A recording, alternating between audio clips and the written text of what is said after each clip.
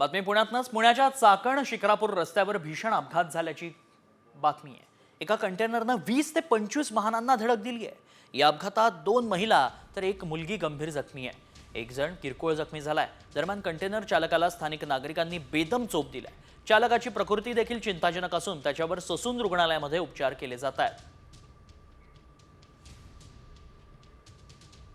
या अपघाताची सीसीटीव्ही दृश्य साम टीव्हीच्या हाती लागली आहेत. एक्सक्लुझिव्ह दृश्य आपण साम टीव्हीवर पाहतोय.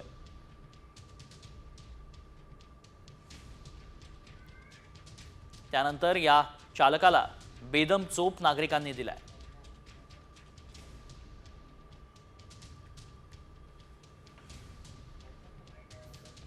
कंटेनरने स्कूटी गाडीला धडक दिली होती. त्याच्यावरती 3 महिला होत्या. त्यापैकी जी 11 वर्षाची मुलगी आहे, तिच्या पायावरनं चाक गेला अशी शंका आहे. ती पायाला मेजर इंजुरी आहे. ही माहिती मिळाल्यानंतर चाकण पोलीस स्टेशनकडील जे अधिकारी आणि स्टाफ आहे, त्यांनी त्या गाडीचा पाठलाग करण्याचा प्रयत्न केला आणि चाकण शिक्रापूर रोडवरती जो साधारणतः 25-30 किलोमीटरचं अंतर आहे, 5 ते 6 ठिकाणी या गाडीला थांबवण्याचा प्रयत्न केला. त्या दरम्यान या वाहन चालकाने अतिशय वेगात गाडी चालवून साधारणतः 6 ते 7 वाहनांना धडक दिली.